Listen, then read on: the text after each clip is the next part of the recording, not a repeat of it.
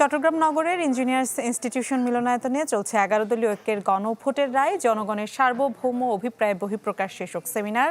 আমরা সরাসরি চলে যাচ্ছি সেখানে, রয়েছেন সহকর্মী ইবেন মীর।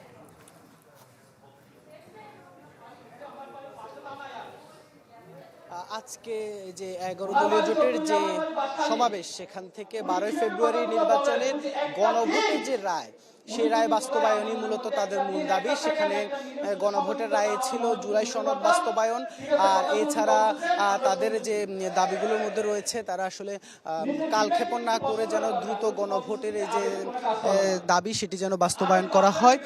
তারা অভিযোগ করছেন যে আসলে 12 ফেব্রুয়ারি নির্বাচনের আগে বিএনপি কথা দিয়েছিল জুলাই সনদ বাস্তবায়ন করবে, গণভোটের রায় মেনে নিবে।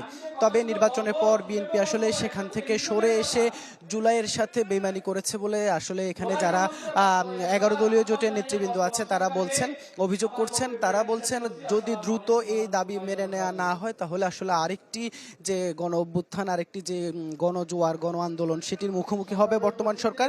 আর পাশাপাশি এখানে স্বরাষ্ট্রমন্ত্রীর পদত্যাগ দাবি করছেন যারা 11 দলীয় জোটের নেতৃবৃন্দ আছেন। তারা এখানে এখনো যারা প্রধান বক্তা, প্রধান আলোচক এবং প্রধান অতিথি যারা আছেন, এলডিপির কর্নেল অলি আহমেদ, এছাড়া জামাত ইসলামী সেক্রেটারি জেনারেল মিয়া গোলাম পরোয়ার সহ যারা সিনিয়র নেতৃবৃন্দ আছেন, তারা কিছুক্ষণের মধ্যে আসবেন। তারপর তাদের যে বক্তব্য, সে বক্তব্য শোনার জন্য মূলত এখানে নেতাকর্মী যারা আছেন তারা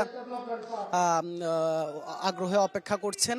আর যারা এখানে নেতাকর্মীরা আছেন তারাও একইভাবে নেতাদের যে স্বরে, সেই সুরেই আসলে তারা কথা বলছেন। তারা বলছেন যে হাজারো শহীদের বিনিময়ে যে আসলে নতুন একটি বাংলাদেশের স্বপ্ন দেখা হয়েছিল, সেখানে জুলাই সনদ বাস্তবায়নের একটি আসলে প্রতিশ্রুতি সব দল মত একসাথে তারা নিয়েছিল। তবে সেটি 12 ফেব্রুয়ারি নির্বাচনের পর আর একটি রাজনৈতিক দল তারা সরকার গঠন করে তারা সেখান থেকে সরে এসেছেন বলে অভিযোগ করছেন।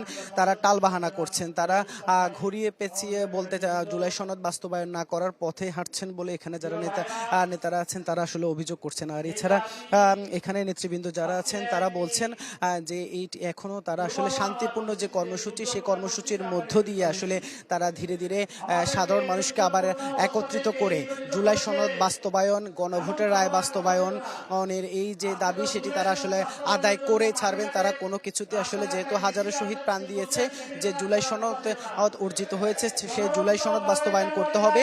আর একটি বিষয় যে যারা ফ্যাসিবাদী আমলে যারা খুনের সাথে জড়িত ছিল, সেই খুনিদের বিচার, আর সেটিতেও কালক্ষেপণ করার যে অভিযোগ, সে অভিযোগ এখানে নেতৃবৃন্দ করছেন।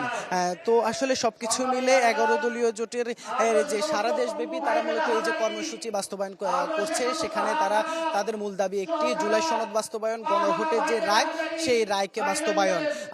12 ফেব্রুয়ারি নির্বাচনে 51% ভোট নিয়ে সরকার গঠন করে প্রায় 70% যে গণভোট, সেটিকে অস্বীকার করার অভিযোগ তুলছেন বিএনপির বিরুদ্ধে।